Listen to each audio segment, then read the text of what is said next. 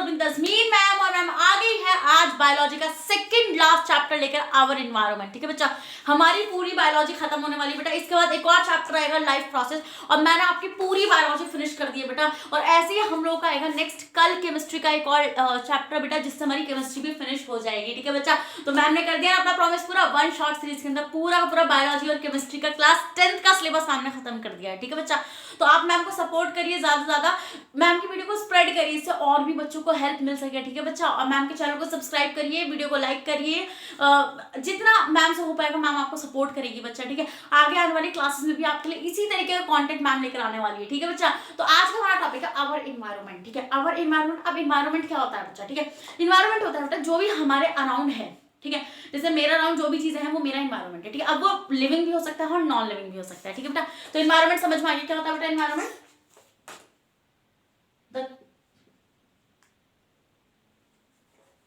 जो भी हमारे अराउंड अस होता है। ठीक है, मतलब जो भी थिंग्स अराउंड अस, जो भी हमारे चारों तरफ जो भी चीजें हैं बेटा वो हमारा इन्वायरमेंट है। ठीक है, समझ में आ गया बेटा? अब ये आपका कैसा होगा बेटा? लिविंग होगा। कैसा होगा बेटा? ये लिविंग और नॉन लिविंग कैसा भी हो सकता है बेटा, कैसा भी हो सकता है। समझ में आने वाली बात? यस मैम, समझ में आने वाली बात। ठीक है, अब मैम एक चीज बताइए। ठीक है, जैसे मान लो ये एक कब्बा है, कब्बा। ठीक है, कोई मेरी ड्राइंग की मजाक नहीं बनाएगा। ठीक है, ये मैम का कब्बा है, उल्टा बाहर आई हूँ, काय करता हुआ। ठीक है, तो दिस इज द क्रो। तो बेटा क्रो क्या है? क्रो एक ऑर्गेनिज्म है। क्या है बेटा? ये ऑर्गेनिज्म है। जैसे आप लोगों ने पढ़ा होगा बेटा क्लास 9 के अंदर जो सेल वाला चैप्टर आपने देखा होगा, पहले सेल होता है, फिर सेल से क्या बनता है? टिश्यू। टिश्यू से क्या बनता है बेटा? Tissue system. फिर क्या बनता है? ऑर्गन। ऑर्गन से क्या बनता है? Organ system. और ऑर्गन सिस्टम से क्या बनता है बेटा? ऑर्गेनिज्म। ठीक है बेटा, तो ऐसे आपका ये ऑर्गेनिज्म। ठीक है, अब मान लो बेटा ये बहुत सारे कब्बे एक साथ रहना आ जाए। ठीक है, मान लो कहीं और से भी कब्बा आगे रहने, कहीं से, मतलब बहुत सारे कब्बे एक साथ रहना है और ये आपस में पोटेंशियली इंटरब्रीड कर रहे हैं, मतलब बच्चे पैदा कर रहे हैं। ठीक है, और अपना अच्छी खासी जिंदगी जी रहे हैं। ठीक है, तो बेटा मान लो बहुत सारे कब्बे एक साथ आ गए, ये एक और कब्बा आ गया मेरा, ये दूसरा कब्बा, उल्टा हो गया कब्बा। ठीक है, कब्बा ये बेटा ये, ठीक है, ये कब्बा ही है। ठीक है, फिर यहाँ से एक और कब्बा आ गया। ठीक है, तो हम ये देखते हैं बेटा जब ये बहुत सारे कब्बे एक जगह रहने आ गए हैं बेटा। ठीक है, तो ये है बेटा एक पॉपुलेशन। क्या है बेटा? ये एक पॉपुलेशन। ठीक है, तो पॉपुलेशन क्या होती है बेटा? Organisms which are capable of interbreeding। ठीक है बेटा, जो आपस में रहें और आपस में बच्चे पैदा करने का पोटेंशियल रखते हो बेटा, वो होती है आपकी एक पॉपुलेशन। ठीक है, तो मतलब क्या ऐसे नहीं हो सकता ना, कुत्ता और बिल्ली की पॉपुलेशन एक नहीं हो सकती बेटा, क्योंकि यहाँ पे आपके सिमिलर ऑर्गेनिजम्स होने चाहिए। ठीक है, पॉपुलेशन के अंदर कैसे ऑर्गेनिज्म होने चाहिए? सिमिलर ऑर्गेनिज्म, मतलब कि सेम दिखने वाले ऑर्गेनिज्म होने चाहिए। ठीक है, जो आपस में पोटेंशियली इंटरब्रीड कर सकें और बच्चे पैदा कर सकें, वो एक पॉपुलेशन है। ठीक है, अब मान लो बहुत सारी पॉपुलेशन रह रही है बेटा यहाँ पे, जैसे मान लो यहाँ पे कुत्ते की पॉपुलेशन हो गई, कुत्ता। ठीक है, जैसे डॉग, आपका कैट, इसकी अलग पॉपुलेशन होगी बेटा, क्रो अलग पॉपुलेशन होगी बेटा, ह्यूमन एक अलग पॉपुलेशन होगी। ठीक है, जब बहुत सारी पॉपुलेशन आपस में रहती हैं, ठीक है, तो बेटा वो क्या बनाती हैं? वो बनाती हैं कम्युनिटी। क्या बनाती है बेटा? वो कम्युनिटी। तो आपने देखा बेटा कम्युनिटी में सारे के सारे लिविंग ऑर्गेनिजम्स है। क्या है बेटा? कम्युनिटी के अंदर सारे के सारे लिविंग ऑर्गेनिजम्स होते हैं। ठीक है, अगर एक कम्युनिटी, ठीक है, मान लो अब यहाँ पर जैसे मान लो एक चिड़िया रहती थी एक पेड़ पर, एक पेड़ था, उस पेड़ पर कौन रहती थी बेटा? यहाँ पे एक चिड़िया रहती थी। ठीक है, I don't know how to make a चिड़िया, but I can try, just looking like this. ठीक है, हाँ बेटा ऐसी कुछ चिड़िया रहती थी। ठीक है, फिर बेटा मान लो यहाँ पे पीछे पहाड़ थे। ठीक है, वो बचपन की सीनरी की याद आ गई जो हम बनाते थे। ठीक है, हमारा बिल्कुल फेमस सबकी आर्ट वही थी। ठीक है, लैंडस्केप हम जिसको बोला करते थे। ठीक है, मान लो यहाँ पे रिवर भी है। ठीक है, यहाँ पे ऐसे घास फूस भी है। ठीक है, मान लो यहाँ पर आपके कुछ ह्यूमंस भी हैं। ठीक है, ये ह्यूमन हो गए। ठीक है, मतलब यहाँ पे बर्ड हो गई। ठीक है, फिर यहाँ पे ह्यूमन हो गया, यहाँ पर आपकी रिवर हो गई, यहाँ पर आपका ट्री हो गया। ठीक है, तो जब बेटा ये जो चीज मैंने यहाँ पे बनाई है, जब आपका एक लिविंग फैक्टर, मतलब क्या आपका जो living factor non living factor से इंटरेक्शन करता है बेटा, वही कहलाता है आपका इकोसिस्टम। क्योंकि एनसीईआरटी शुरू में डिस्कस करिए व्हाट इज इकोसिस्टम, पहला तो क्वेश्चन तो यही आएगा इकोसिस्टम क्या होता है बेटा। तो अगर मैं यहाँ पर लिखूं ये तो एनवायरमेंट का, इकोसिस्टम क्या होगा बेटा? इकोसिस्टम होगा ये। ठीक है बेटा, तो अगर मैं इकोसिस्टम लिखना चाहूँ बेटा यहाँ पर, तो मैं क्या लिखूंगी? इकोसिस्टम क्या है? कम्युनिटी। कम्युनिटी क्या थी बेटा? कम्युनिटी क्या थी? जब बहुत सारी पॉपुलेशन एक साथ आकर रहने लगी। ठीक है बेटा, मतलब कि लिविंग थिंग का इंटरेक्शन किसके साथ होगा बेटा? ठीक है, नॉन लिविंग के साथ, मतलब community plus abiotic factor. Abiotic factor बेटा जैसे आपके यहाँ पर रिवर, प्लांट, आपका ये पहाड़ आ गया, ठीक है बच्चा। तो ये क्या हो जाएगा, मतलब प्लांट तो लिविंग है बट एबायोटिक, जैसे आपकी रिवर आ गई बेटा, यहाँ पर आपके ये पहाड़ आ गए, आपके बादल आ गए, ये सारी चीजें क्या हो जाएंगी बेटा, एबायोटिक हो जाएंगी, ठीक है। तो इसी को हम क्या बोलेंगे बेटा, इकोसिस्टम बोलेंगे। क्या बोलने वाले बच्चा हम इसको, इकोसिस्टम। तो आई होप आपको समझ में आ गया कि सिस्टम क्या होता है। चलिए मैम समझ में आ गया, आपने बता तो दिया इतने अच्छे से इकोसिस्टम क्या होता है, ठीक है। तो अब आपने देखा कि इकोसिस्टम ये होता है, चलो ठीक है। अब हम देखते हैं बेटा, एक मैं आपको एक चीज पढ़ाऊंगी यहाँ पे फूड चेन के बारे में, ठीक है। अब देखो आओ दिखाती हूँ मैं क्या होगा। स्क्रीनशॉट ले लिया, चलो देखते हैं बच्चा क्या देखना है हमें आगे। अब आपने देखा बेटा कि इकोसिस्टम क्या होता है, इन्वायरमेंट क्या होता है, हमारे इन्वायरमेंट में क्या है। अब इकोसिस्टम कुछ भी हो सकता है बेटा, कैसा भी इकोसिस्टम हो सकता है, मतलब कि एक डेजर्ट भी इकोसिस्टम हो सकता है जहाँ पे एक ऊंट रह रहा है, वहाँ पे रेगिस्तान है, सब कुछ है, ठीक है। एक मतलब आप मसूरी चले जाओ, देहरादून चले जाओ, तो वहाँ का इकोसिस्टम अलग होगा बेटा, वहाँ पे पेड़ है, हरियाली है, पहाड़ है, ठीक है, वहाँ का इकोसिस्टम अलग होने वाला है, ठीक है। अलग अलग इकोसिस्टम आपका हो सकता है। चलिए मैम समझ पाने वाली बात, ठीक है। अब मान लीजिए बेटा आपके पास, मैं आपसे बोलूँ कि ये सन है, ठीक है। तो सन से जो एनर्जी आती है बेटा, मान लो अगर मैं आपसे बोलूं कि यहाँ पे अर्थ पे फूड कैसे बनता है, ठीक है। तो आप बोलोगे मैम अर्थ पर कैसे फूड बनता है। पहली बात तो फूड कौन बनाता है बेटा, प्लांट्स बनाते हैं। कौन बनाते हैं, प्लांट्स। तो बेटा यहाँ पे आपके क्या, मान लीजिए ये प्लांट्स है, ठीक है बच्चा, क्या है ये प्लांट्स है, ठीक है। तो प्लांट्स क्या करते हैं बेटा, प्लांट्स की सनलाइट को कैप्चर कर लेते हैं। क्या करते हैं बेटा, प्लांट्स सनलाइट को कैप्चर कर लेते हैं, और सनलाइट को कैप्चर कर कर बेटा उससे क्या बनाते हैं बेटा, फूड बनाते हैं। कैसे बनाते हैं, वो कैसे बनाते हैं बेटा, CO2 लेते हैं, साथ में वाटर लेते हैं, और बेटा क्या यूज करते हैं, सनलाइट। क्या यूज करते हैं, सनलाइट, और इससे बनाते हैं बेटा ग्लूकोज C6H12O6, और साथ में क्या रिलीज करते हैं, ऑक्सीजन, ठीक है। तो ये जो कैपेबिलिटी है ना, ये धूप वगैरह उनके जादूगरी करने की, ठीक है, ये किसके पास है बेटा, ये किसके पास है, ये सिर्फ प्लांट्स के पास है। हमारे पास तो ऐसा नहीं है, ठीक है। वरना हम क्या है, क्यों हम काम कर रहे होते, ठीक है, क्यों तुम पढ़ रहे होते, क्यों मैं पढ़ा रही होती, क्या जरूरत थी, जाके बस यही करने लगते धूप में, ठीक है बेटा। तो ये जो एबिलिटी है वो सिर्फ प्लांट्स के पास होती है, ठीक है। अब हमने देखा बेटा, अब मान लो इस प्लांट को किसी ने खा लिया, मान लो इसको, इसमें एक चिड़िया बैठी, ठीक है, एक चिड़िया बैठ गई इस पे, ये हमारी चिड़िया थी खूबसूरत सी, ठीक है।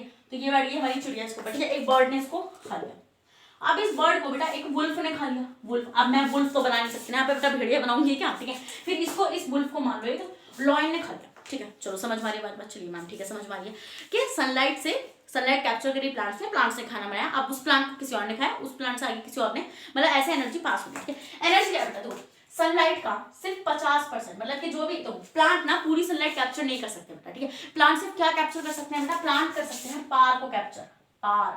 अब तुम बोलोगे मैम पार ये क्या चीज होती है बेटा, पार होता है फोटोसिंथेटिक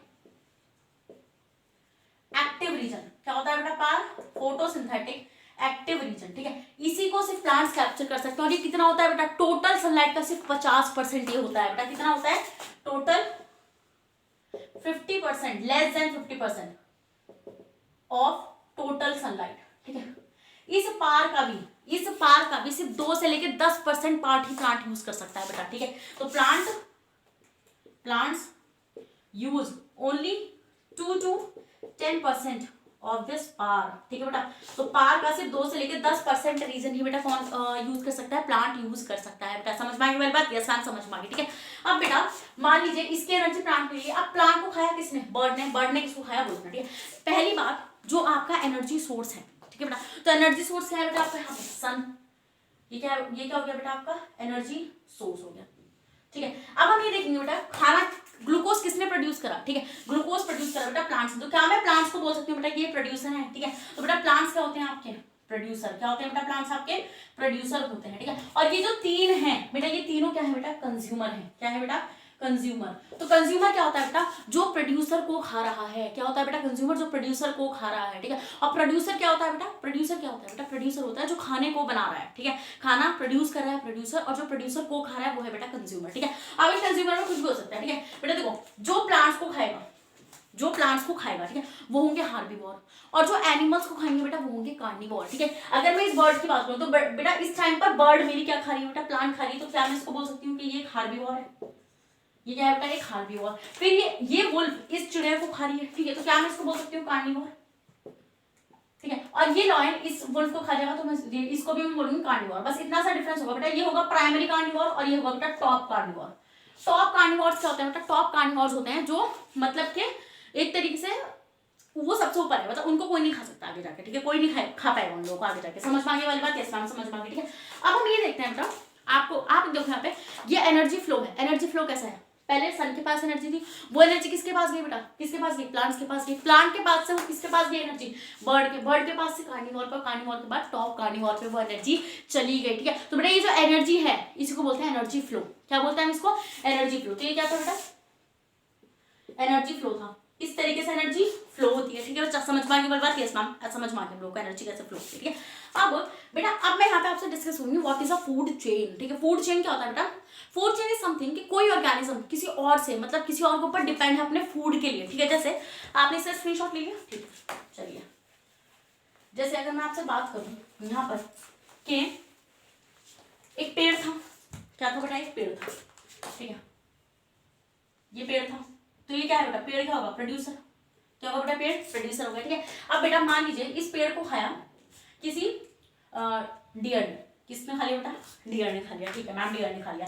फिर इस डियर को मान लीजिए किसने खा लिया बेटा, इस डियर को मान लीजिए किसी वुल्फ ने खा लिया। किसने खा लिया बेटा, किसी वुल्फ ने खा लिया। अब बेटा इस वुल्फ को मान लो किसी लॉयन ने खा लिया। ठीक है, मैं आपको समझाना चाहिए, समझो। तो बेटा जो मैंने भी आपको बताया, प्रोड्यूसर क्या होता है बेटा, जो फूड प्रोड्यूस करते हैं, जो क्या प्रोड्यूस करते हैं बेटा, फूड को प्रोड्यूस करते हैं। ठीक है, they make their own food, own food. तो बेटा प्रोड्यूसर कौन होंगे, हमेशा प्लांट्स होंगे। ठीक है, अब बेटा जितने बचे हैं ये क्या है बेटा, कंज्यूमर। अभी बताई थी मैम ने वाली बात, कंज्यूमर क्या होता है बेटा, जो किस पर फीड करे, फीड ऑन प्रोड्यूसर। बेटा ये किस पर फीड करता है बेटा, ये प्रोड्यूसर पर फीड करता है। ठीक है, समझ पा गई, यस मैम समझ पा गई। ठीक है, अब आप देखो इसने, इस डियर ने प्रोड्यूसर को खाया। ठीक है, तो डियर किसको खा रहा है, ये प्लांट को खा रहा है ना, किसको खा रहा है बेटा, प्लांट को। तो जो ऑर्गेनिज्म प्लांट को खाएंगे, ठीक है, वो क्या कहलाएंगे बेटा, हार्बीवोर। क्या कहलाएंगे बेटा, वो हार्बीवोर कहलाएंगे। क्या कहलाएंगे, हार्बीवोर कहलाएंगे। ठीक है, और ये वाले जो है बेटा, ये दोनों, ये किसको खा रहे हैं बेटा, अब ये एनिमल को खा रहे हैं, तो बेटा ये क्या कहलाएंगे आपके, कार्निवोर कहलाएंगे। कार्निवोर, दोनों ही कार्निवोर होंगे। ठीक है, अब वहां पर एक क्वेश्चन आप लोगों से आएगा, वहां पे वही पूछा प्राइमरी कंज्यूमर और सेकेंडरी कंज्यूमर, टर्शियरी कंज्यूमर में क्या डिफरेंस होता है बेटा, कुछ भी नहीं। देखो अगर मैं हार्बीवोर और कार्निवोर का कॉन्सेप्ट यहाँ से हटा दूँ, ठीक है, तो एक तरीके से डियर भी तो प्लांट को कंज्यूम ही कर रहा है ना। तो बेटा क्या मैं बोल सकती हूँ, डियर यहाँ पे प्राइमरी कंज्यूमर है। क्या है बेटा, डियर यहाँ पर प्राइमरी कंज्यूमर है, और वुल्फ इसको कंज्यूम कर रहा है, तो क्या मैं इसको बोल सकती हूँ सेकेंडरी कंज्यूमर।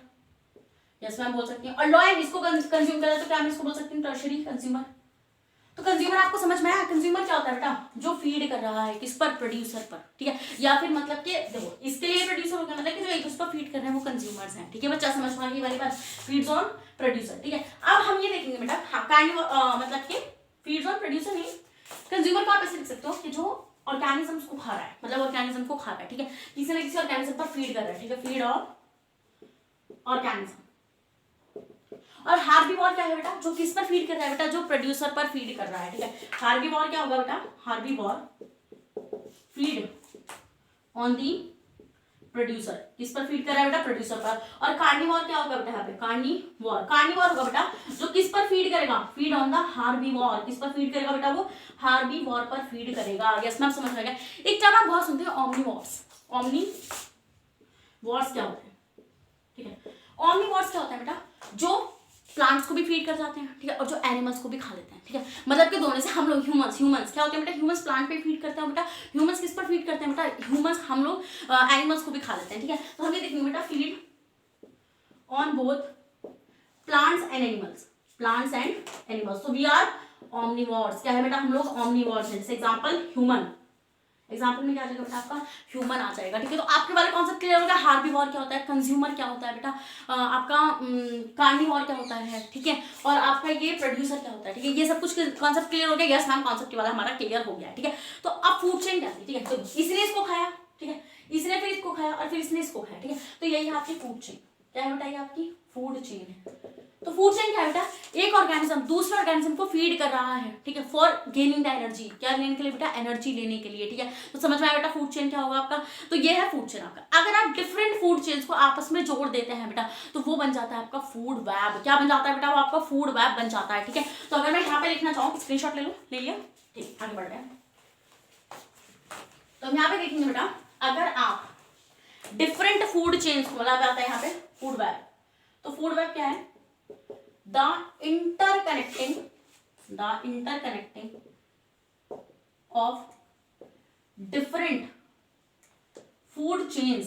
जब आप डिफरेंट फूड चेन्स को बेटा आपस में इंटरकनेक्ट कर देते हो टू फॉर्म फूड वेब। इसी को हम क्या बोलते हैं बेटा, फूड वेब बोलते हैं, ठीक है। तो जब बहुत सारी फूड चेन्स आपस में इकट्ठी हो जाएंगी तो बेटा वो क्या बनेंगी, फूड वेब। मतलब कि अगर मैं आपको एक फ्लो चार्ट बताऊं तो ऐसा, जैसे फूड वेब बीच में लिख लो, तो बेटा बहुत सारी फूड चेन, जैसे मान लो यहाँ पर एक फूड चेन है, ठीक है, ये वाली इससे एक और फूड चेन कनेक्टेड है, फूड चेन, ठीक है। फिर आपको मान लीजिए यहाँ पर एक और फूड चेन कनेक्टेड है, फूड चेन, ठीक है। तो ये क्या है बेटा, ये एक फूड वेब बना रही है बेटा, ये क्या बना रही है, ये एक फूड वेब बना रही है। तो समझ में आया कि फूड वेब क्या होता है बेटा, और फूड चेन क्या होता है। फूड चेन है कि एक मतलब किस तरीके से ऑर्गेनिज्म आपस में एनर्जी ले रहे हैं एक दूसरे को फीड कर करके। और फूड वेब क्या है बेटा, जब आप डिफरेंट फूड चेन्स को आपस में जोड़ दोगे तो बेटा वो क्या बन जाएगा, आपका फूड वेब बन जाएगा, ठीक है। समझ में आई वाली बात, यस मैम समझ में आ गई, ठीक है। अब हम ये देखेंगे बेटा, एक टर्म है बेटा आपके एनसीईआरटी के अंदर 10% लॉ, 10% लॉ, ये क्या है, ये क्या है 10% लॉ क्या है, ठीक है बेटा।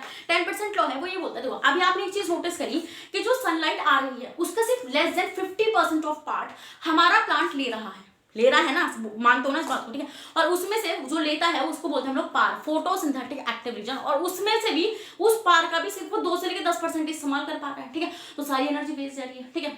तो बेटा हम ये देखते हैं कि जितनी भी एनर्जी किसी भी, मान लीजिए जैसे मान लीजिए एक चीज आप याद रखना, 10% लॉ से पहले एक चीज याद रखना बेटा, देखिए जैसे मान लीजिए आपका यहाँ पे, ये आपका यहाँ पर आ गया प्रोड्यूसर, ठीक है।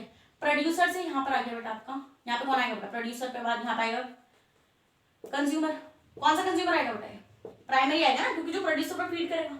फिर यहाँ पर आएगा बेटा सेकेंडरी कंज्यूमर, सेकेंडरी कंज्यूमर, और फिर उसको ऊपर आएगा बेटा आपका टर्शियरी कंज्यूमर, ठीक है। तो हम ये देखते हैं बेटा, ये फूड चेन के डिफरेंट लेवल्स है, ठीक है। ये लेवल 1, लेवल 2, लेवल 3, लेवल 4, ठीक है। तो वो जो डिफरेंट स्टेजेस है ना फूड चेन की, उनको हम बोलते हैं ट्रॉफिक लेवल। क्या बोलते हैं बेटा हम लोग उनको, ट्रॉफिक लेवल, ठीक है। जैसे स्टेज 1, ये स्टेज 2, ठीक है, ये स्टेज 3, ये स्टेज 4, ठीक है। तो बेटा ये जो स्टेजेस है ना, ये जो स्टेजेस है, stages of a food chain, ठीक है। ये फूड चेन है, ये क्या है बेटा, ये फूड चेन है, ठीक है। मतलब कि पहले प्लांट को खाया गया, फिर प्राइमरी कंज्यूमर ने प्लांट को खाया, फिर इसको किसी और ने खाया, इसको किसी और ने खाया। जैसे मान लो यहाँ पे लॉयन, वुल्फ, मेरे पहले वाले एग्जांपल में बर्ड, और यहाँ पर आ जाएगा प्लांट, ठीक है। तो हम ये देखते हैं बेटा, अगर मैं आपसे बात करूं ट्रॉफिक लेवल की, ट्रॉफिक लेवल, तो ट्रॉफिक लेवल क्या होगा बेटा, different stages on food chain. Food chain में बेटा जो डिफरेंट स्टेजेस आपकी होंगी बेटा वो क्या कहलाएंगी, ट्रॉफिक लेवल कहलाएंगे। तो क्या मैं इनको बोल सकती हूँ कि ट्रॉफिक लेवल 1 है T1, ये T2, ये T3 और ये T4। समझ में आ गया बेटा ट्रॉफिक लेवल क्या होते हैं, यस मैम समझ में आ गई वाली बात। अब हम बढ़ते हैं 10% लॉ की तरफ, ठीक है। तो इसका स्क्रीनशॉट ले लो, ले लिया, आगे बढ़ रहे हैं। अब अच्छा देखते हैं, ठीक है। तो अब मैं बात करी थी आपसे 10% लॉ के बाद, 10% लॉ, ठीक है। 10% लॉ क्या होता है, ठीक है। देखो आपको पता है बेटा हमारे पास सनलाइट थी, क्या थी बच्चा, सनलाइट थी, ठीक है। सनलाइट को किसने एब्जॉर्ब करा बेटा, प्लांट्स ने एब्जॉर्ब करा। और इस प्लांट को मान लीजिए बेटा एक बर्ड ने खाया, ठीक है। उस बर्ड को एक वुल्फ ने खाया, और उस वुल्फ को बेटा एक लॉयन ने खाया, ठीक है। तो बेटा जो सनलाइट की एनर्जी थी वो किसके पास आई, प्लांट्स के पास आई। तो अब मान लो, इमेजिन करो कि सनलाइट से प्लांट के पास 10,000 जूल एनर्जी आई, ठीक है। तो हम ये देखते हैं बेटा जितनी भी एनर्जी आती है प्लांट्स के पास, ठीक है। तो प्लांट्स को आपको पता है प्लांट सनलाइट से कितनी एनर्जी ले सकता है, सिर्फ पार वाला रीजन वो ले सकता है, पार वाला मैम ने बताया ना, फोटोसिंथेटिक एक्टिव रीजन प्लांट ले सकता है, ठीक है। उसका भी पार का भी सिर्फ 2 से लेकर 10% पार प्लांट यूज कर सकता है, ठीक है। तो मान लीजिए प्लांट के पास बेटा कितनी जूल एनर्जी आ गई, मान लीजिए आपके पास 10,000 जूल एनर्जी प्लांट के पास आ चुकी है, ठीक है। तो अब आपको क्या लगता है कि यार क्या ये 10,000 की 10,000 जूल बर्ड को दे देगा, लगता है तुम लोग को ऐसा? नहीं बेटा ऐसा नहीं होगा, तुम्हें लगता है तो ऐसा नहीं होगा, क्योंकि बेटा 10% लॉ कहता है कि आपकी, मान लीजिए ये T1 लेवल है, ठीक है बेटा, ये T1 लेवल है, ठीक है। यहाँ से हम लोग देखेंगे, इसका नहीं देखते, यह है T2 लेवल और यह है T3 लेवल और यह है T4 लेवल। तो हम ये देखते हैं बेटा जब भी एक मतलब एक ट्रॉफिक लेवल से दूसरे ट्रॉफिक लेवल पर जब भी एनर्जी जाती है सिर्फ उसका 10% पार्ट ही आगे पास होता है, जो बचा हुआ पार्ट है ना 90% बेटा वो हीट की फॉर्म में रिलीज हो जाता है। मतलब कि यहाँ से इस 10 जूल मतलब 10,000 जूल में से सिर्फ 10% इसके पास जाएगा T2 के पास, और जो बचा हुआ 90% है वो किस फॉर्म में रिलीज हो जाएगा बेटा, हीट की फॉर्म में रिलीज हो जाएगा। यही है 10% लॉ और कुछ नहीं है, ठीक है। तो इसका 10% पार्ट कितना, 1,000 जूल, कितना बेटा 1,000 जूल, ठीक है। अब इसका मान लीजिए इसकी ये वाली एनर्जी वुल्फ को जानी, मान लो वुल्फ ने बर्ड को खा लिया, तो तुम्हें क्या लगता है 1,000 की 1,000 चली जाएगी? नहीं नहीं, मैम ने बताया ना अभी कि सिर्फ 10% ही आगे पास होगी। तो इसका 10% 100 जूल, कितना 100 जूल, ठीक है। और इसका भी 10% बेटा कितना कितना कितना होगा बेटा 10%, मतलब कि 10 जूल, ठीक है बच्चा। तो हम ये देखते हैं हमेशा 10% के हिसाब से आगे एनर्जी पास होती है, ठीक है। तो इसलिए मैं आपको बताऊंगी, जैसे अभी मैंने बात करी, मान लो यहाँ पे 1000 जूल एनर्जी किसी प्लांट के पास है, उस प्लांट को किसी डियर ने खाया। किसने खाया बेटा? किसी डियर ने खाया। और उस डियर को मान लो बच्चा किसी वुल्फ ने खा लिया। किसने खा लिया? वुल्फ नहीं, किसी लॉयन ने खा लिया। ठीक है, तो अब आप ये देखोगे बेटा, या वुल्फ ने पहले किसी वुल्फ ने खाया और उस वुल्फ को किसी लॉयन ने खाया। तो इसके पास अगर 1000 जूल एनर्जी है तो उसका 10% डियर को जाएगा। 10% कितना? मतलब कि 100 जूल। इसका आगे 10% जाएगा, मतलब कि कितना? ये। और इसके आगे कितना जाएगा बेटा? 10% जाएगा, मतलब कितना? 0 जूल। ठीक है, तो अब आप देखेंगे, इसलिए आप यहाँ पे एक चीज नोटिस करेंगे बेटा कि लॉयन के बाद कोई और है ही नहीं, कोई और कार्निवोर है ही नहीं, क्योंकि लॉयन आगे पास ही नहीं कर सकता ना। 10% का मतलब अगर यहाँ से इसका 10% देगा तो 0 जूल एनर्जी जाएगा ना। इसलिए हम देखते हैं बेटा जो आपके टॉप कार्निवोर्स होते हैं वो हमेशा नंबर में कम होते हैं। क्यों है? क्यों है बेटा वो नंबर में? क्योंकि आगे एनर्जी पास करने के लिए ही नहीं है बेटा, उनके पास ही कम एनर्जी है। अगर एनर्जी उनके पास ही कम है तो वो आगे क्या पास करेंगे? ठीक है बच्चा, तो आपको ये चीज समझ में आ गई होगी। समझ में आ गई ना? मतलब ये मैंने आपको एग्जांपल देकर समझाई। ठीक है कि भैया जैसे यहाँ पे वुल्फ के पास 10% एनर्जी है तो उसका 10% लॉयन के पास तो 0 जूल जाएगा। कितना जाएगा बेटा? 0 जूल जाएगा। ठीक है, इसलिए आगे एनर्जी पास ही नहीं हो सकती, आगे एनर्जी पास ही नहीं हो सकती। इसलिए हम देखते हैं जो टॉप कार्निवोर्स होते हैं बेटा वो नंबर में कम होते हैं। जैसे मान लो आपने देखा डियर कितने ज्यादा है नंबर में, बट लॉयन कम है। लॉयन क्यों कम है बेटा? क्योंकि लॉयन के पास आगे एनर्जी है ही नहीं। ठीक है, लॉयन को इतनी कम एनर्जी मिली है भैया, वो आगे क्या पास कराएगा? समझ में आया बेटा? यही था आपका 10% लॉ। ठीक है, स्क्रीनशॉट ले लो आप इसका। ठीक है, ले लो, समझ में आ गया होगा। आई होप आपको 10% लॉ क्या बोलता है। ठीक है, मैम ने अभी तक आपको टॉपिक लेवल डिस्कस कर दिया। ठीक है, सब कुछ मैम ने बता दिया यहाँ से। अब हम लोग नेक्स्ट टॉपिक देखते हैं बेटा, विच इज नहीं, पहले ये देखिए आप लोगों ने। अब हम देखेंगे बेटा एक टॉपिक डीकम्पोजिशन। क्या देखेंगे हम लोग? एक टॉपिक डीकम्पोजिशन। डीकम्पोजिशन क्या होता है? डीकम्पोजिशन होता है कि कोई भी चीज, जैसे मान लीजिए आपने देखा था यहाँ पे ये प्लांट था। ठीक है, इस प्लांट को बेटा किसने खाया? बर्ड ने खाया। ठीक है, फिर इस बर्ड को बेटा एक वुल्फ ने खाया।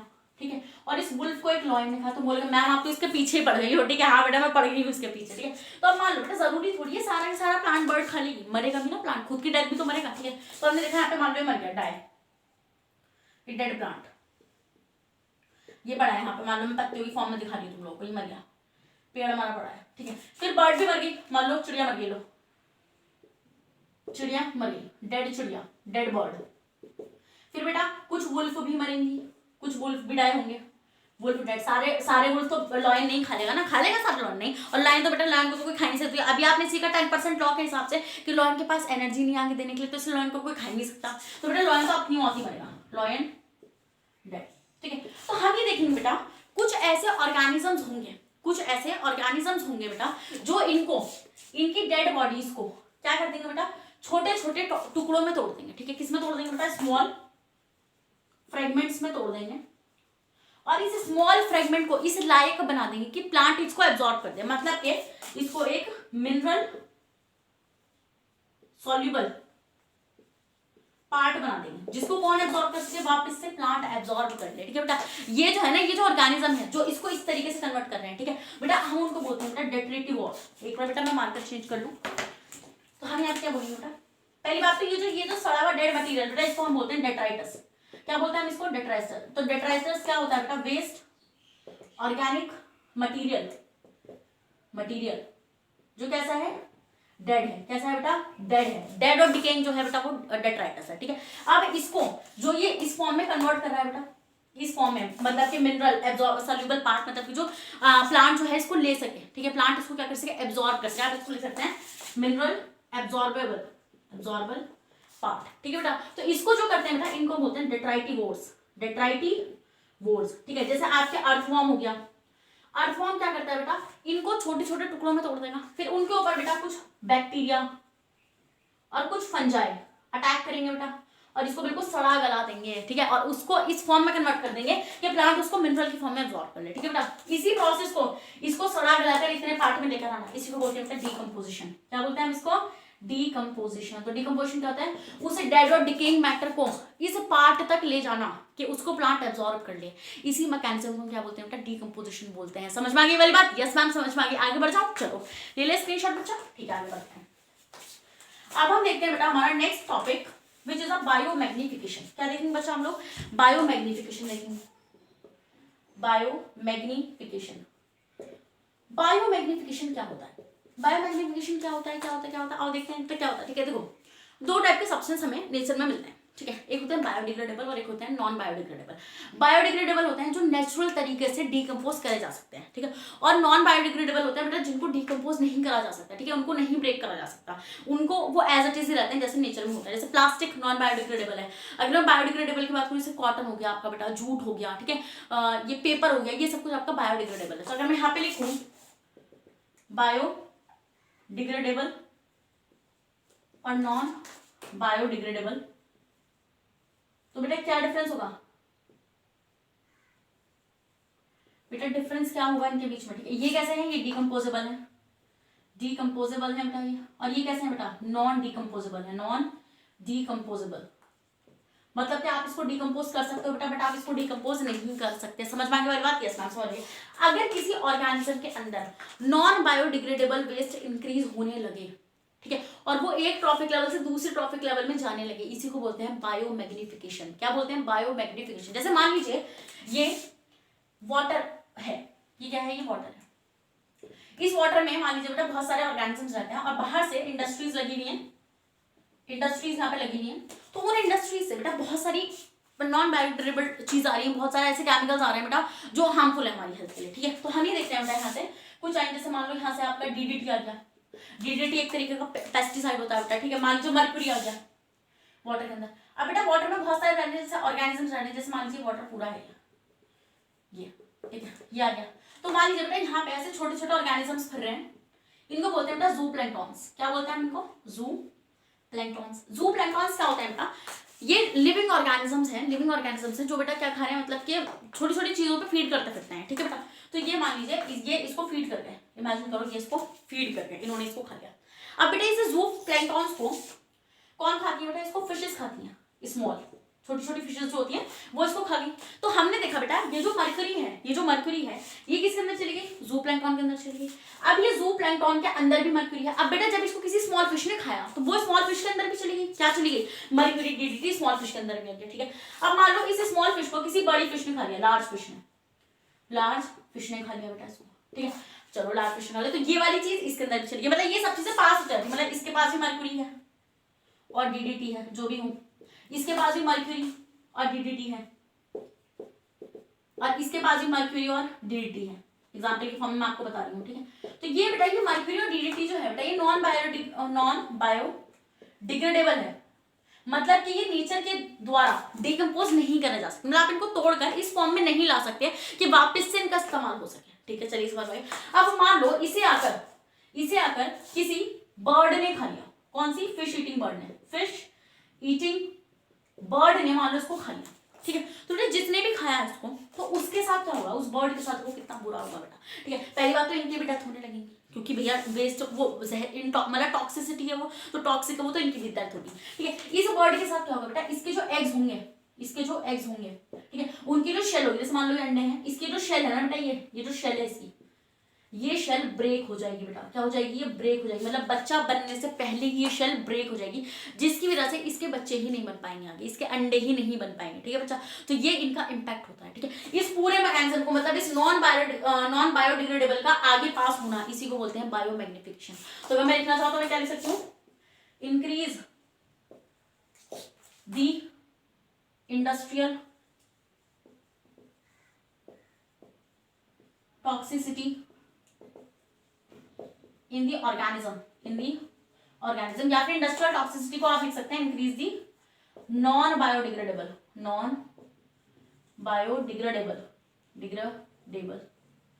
इन एन ऑर्गेनिज्म, किसी भी ऑर्गेनिज्म के अंदर इस बायोडिग्रेडेबल कंपाउंड का आना, ठीक है बेटा, यही है बायोमैग्निफिकेशन। और इसका इम्पैक्ट देखो कितना बुरा है, इनकी भी डेथ होंगी। ये जो बर्ड है इसने इसको खा लिया, इस फिश को खा लिया, ठीक है।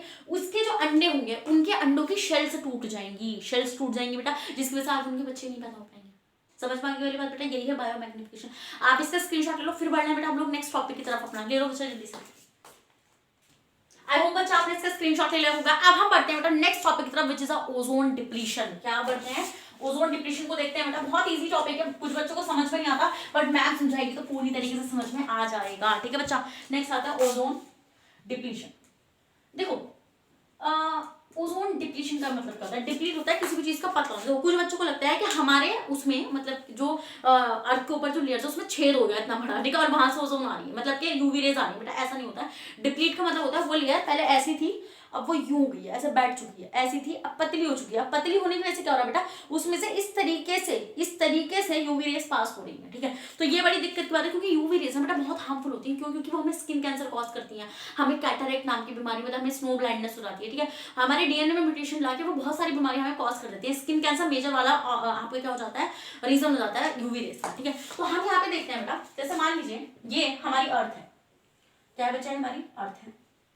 इस अर्थ के ऊपर बेटा दो प्रोटेक्टिव लेयर यहाँ पे ऐसे प्रेजेंट होती हैं, ऐसे एक यहाँ पे और एक इसके और यहाँ पे ऐसे, ठीक है। तो ये है, ये वाली है बेटा आपकी ट्रोपोस्फेयर और ये वाली है बेटा आपकी स्ट्रेटोस्फेयर, ठीक है। तो मान लीजिए बेटा बाहर से यूवी रेज आ रही है, क्या आ रही है बेटा, यूवी रेज आ रही है, ठीक है। ये हमारी अर्थ होगी। तो हम ये देखते हैं बेटा यहाँ पे स्ट्रेटोस्फेयर में जो ऑक्सीजन पड़ी हुई होती है, ये यूवी रेज उस पे इस ऑक्सीजन पे अटैक कर इसको ऑक्सीजन, मतलब दो ऑक्सीजन के मॉलिक्यूल में तोड़ देती है, ठीक है। ये जो ऑक्सीजन बनी बेटा इसको बोलते हैं नेसेंट ऑक्सीजन। क्या बोलते हैं हम लोग इसको, नेसेंट ऑक्सीजन। चलिए ठीक है, ये नेसेंट ऑक्सीजन हो गई आपकी, ठीक है। अब हम ये देखते हैं बेटा, कोई नहीं, ये ऑक्सीजन अगर टूट भी गई तो हम ये देखते हैं वापस एक O2 का मॉलिक्यूल आके इस नेसेंट ऑक्सीजन के साथ रिएक्शन करके O3 का मॉलिक्यूल बना लेता है। तो यही जो O3 है बेटा, यही आपकी क्या, ओजोन। ये काम स्ट्रेटोस्फेयर में हो रहा है, ठीक है, स्ट्रेटोस्फेयर में वाला काम हो रहा है। चलिए अब बेटा कोई दिक्कत बात नहीं, वापस से क्या करती है यूवी रेज इसके ऊपर भी एक्ट करती है आके, ठीक है, इसको इसको वापस से इसमें तोड़ देती है। मतलब ये रिवर्सिबल रिएक्शन है, मतलब कि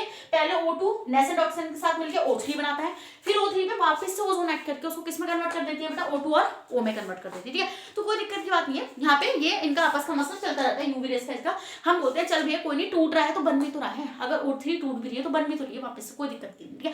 दिक्कत कब आती है बेटा, दिक्कत आती है कंपाउंड की वजह से जिसका नाम है CFC।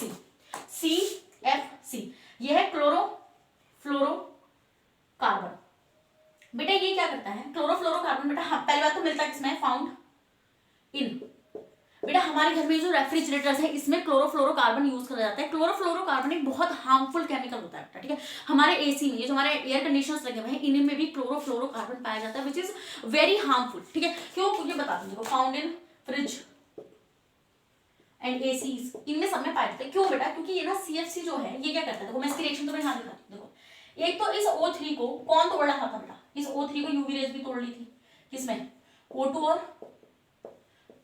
O2 में और नेसेंट ऑक्सीजन में। अब तुम ये बोलोगे मैम एक बात बताओ, चलो ठीक है, ये ओजोन कर क्या रही है, ऐसा ऐसा क्या कर रही है बेटा, ये क्या कर रही है बेटा, ये बहुत इंपॉर्टेंट काम कर रही है, ये protect us from the UV rays. बेटा ये यूवी रेस से बचा रही है, क्योंकि यूवी रेस का इफेक्ट अभी अभी मैम ने बताया आपको क्या होता है बेटा, यूवी रेस क्या करती है, इसके इफेक्ट्स अगर मैं देखूं तो हम ये देखते हैं बेटा ये क्या कॉज करती है, स्किन कैंसर ये कॉज करती है बेटा, ठीक है। आंखों में अंधापन आने लगता है, हमारे रेटिना को डैमेज कर देती है, ठीक है, कैटरेक्ट नाम की बीमारी कर देती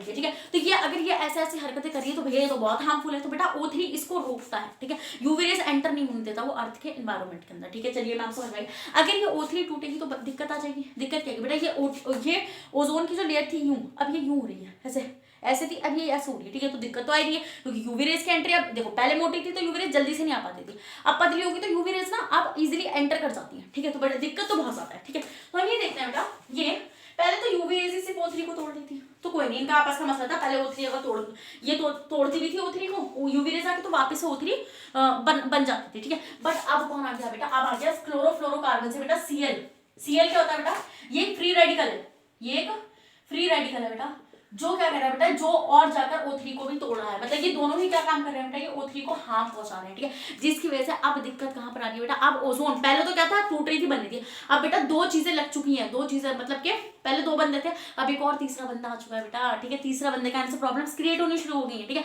तो बेटा प्रॉब्लम क्या है, पहले O3 खुद ही बन जाती थी, टूटती थी, बन जाती थी, अब क्या है बेटा, अब क्लोरीन भी आकर उसको और तोड़ने की कोशिश कर रहा है, ठीक है। तो जिसकी वजह से अब क्या हो रहा है बेटा, ओजोन और भी पतली हो गई है, ठीक है। इसकी वजह से यूवी रेज अंदर आ रही हैं, और यूवी रेज अंदर आने से बेटा क्या बीमारी कॉज होगी, स्किन कैंसर होगा, कैटरेक्ट होगा, ये सब बीमारियां होंगी, ठीक है। यही है ओजोन डिप्रेशन का टॉपिक, और है क्या, यही तो इतना आसान है, लोग बता दिया मैम ने पूरा टॉपिक आप लोगों को, ठीक है।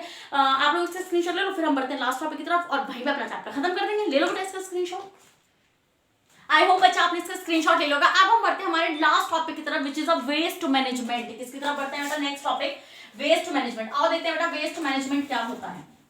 तो बहुत इजी टॉपिक है बेटा, बस चैप्टर खत्म होने वाला है अभी। Waste management, waste management.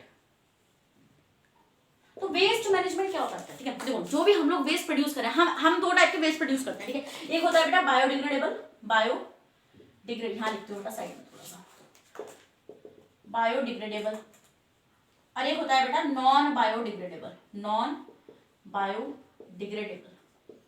तो हम ये देखते हैं बेटा, हम ये दो टाइप के वेस्ट प्रोड्यूस कर रहे हैं, तो इसको तो आप डिकम्पोज कर सकते हो इजीली। ये क्या हो सकता है बेटा, डिकम्पोज हो सकता है, बट ये डिकम्पोज नहीं हो सकता, नॉन डिकम्पोजेबल, नॉट डिकम्पोज, हम इसको डिकम्पोज नहीं कर सकते।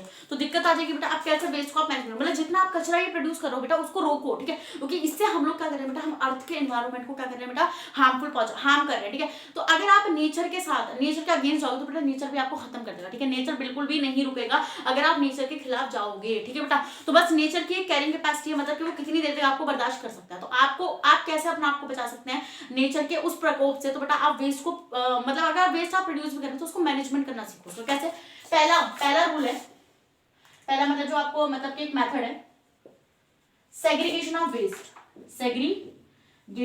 वेस्ट।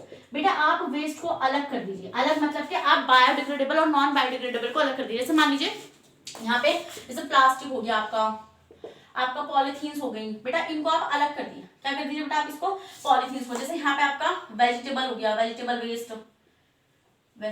वेस्ट, ठीक है, मतलब जो भी हम लोग यूज करते हैं जैसे छिलके वगैरह हो गए, ये सब्जियों के जो भी छिलके होते हैं, फ्रूट्स के जो भी छिलके होते हैं, इन सबको ये बायोडिग्रेडेबल है, इसीलिए डिग्रेडेबल हो जाता है, ठीक है। तो आप इनको अलग करिए, ठीक है। फिर आप अलग कैसे करोगे भैया, देखो अगर बायोडिग्रेडेबल है उसको अलग से गवर्नमेंट डील करेगी, नॉन बायोडिग्रेडेबल को अलग से डील करेगी, ठीक है। तो आप सेग्रीगेशन करिए, ठीक है। नेक्स्ट पॉइंट बेटा 3R टेक्निक का इस्तेमाल करिए। 3R मैम 3R क्या होता है बेटा, रिड्यूस, रीयूज एंड रिसाइकल। मतलब कि रिड्यूस मतलब कि आप कम से कम वेस्ट को प्रोड्यूस करिए, मतलब बहुत कम वेस्ट, ठीक है। आपको लगता है, मान लीजिए देखो कुछ लोग होते हैं ऐसे कचरा फैला रहे हैं, कोई तुक ही नहीं है, वो तो कचरा वैसे ही फैला रहे हैं, ठीक है। तो रिड्यूस मतलब कि आप कम से कम वेस्ट प्रोड्यूस करिए, ठीक है बच्चा, समझ में आ गई बात। रीयूज मतलब कि आप जैसे मान लीजिए आपने कोई चीज आप लेकर आए मार्केट से, मान लीजिए वो प्लास्टिक मतलब उसका बैग था, मान लीजिए पेपर बैग था वो, तो आप उसको फेंक देंगे, क्यों फेंकना है बेटा, आप उसको रीयूज भी तो कर सकते हैं, ठीक है। आप उसको किसी और काम में लगा सकते हैं बेटा, आपको रीयूज करना है, मतलब कि आप ऐसा, जैसे मान लीजिए आपने वेजिटेबल का जो वेस्ट है, ठीक है, मतलब आपने छिलके वलके उतारे, आप उसको फेंको मत बेटा, आप उसको as organic matter for a plants के खाद के फॉर्म में उसको इस्तेमाल कर लो। तो देखो रिड्यूस हो रहा है ना बेटा यहाँ पे, मतलब क्या आप रीयूज कर रहे हो उस चीज को, आप उस वेस्ट को रीयूज कर रहे हो, ठीक है। रिसाइकल क्या है बेटा, आप जो भी चीज ला रहे हो, ठीक है, मान लीजिए वो वेस्ट होगी तो आप उससे कोई और चीज बना भी सकते हो, ठीक है। जैसे मान लीजिए आपने वो देखे कोकोनट्स के जो हस्क होता है ऊपर वाला, हस्क क्या होती है, शेल, ठीक है। तो आप उससे कुछ भी शो पीस बना लीजिए, कुछ भी, मतलब उसको ऐसा वेस्ट मत जाने दीजिए। मतलब जैसे प्लास्टिक है तो आप प्लास्टिक से कुछ मॉडल्स बना सकते हैं, ठीक है, जिससे उसका क्या हो जाएगा बेटा, उसको आप रिसाइकल भी कर लेंगे, ठीक है बच्चा। तो ये होता है बेटा आपकी वेस्ट मैनेजमेंट को करने का तरीका। आप इसको बुक से पढ़िएगा, ये बहुत अच्छे से आपको समझ में आ जाएगा। एनसीईआरटी आप पढ़ लीजिएगा, यहीं पर हमारा चैप्टर होता है खत्म बेटा। आई होप आपको ये चैप्टर बहुत ज्यादा पसंद आया होगा, मैंने पूरी तरीके से कोशिश करी है आपको इस चैप्टर को ईजी मैथड में समझाने की, ठीक है बच्चा। अगर आपको मेरा लेक्चर पसंद आया है तो ज्यादा से ज्यादा मेरी वीडियो को लाइक करिए, शेयर करिए, मेरे चैनल को सब्सक्राइब करिए, जिससे मैम आगे आने वाली क्लास में भी आपके लिए और अच्छे लेक्चर्स को लेकर आए। थैंक यू बच्चा।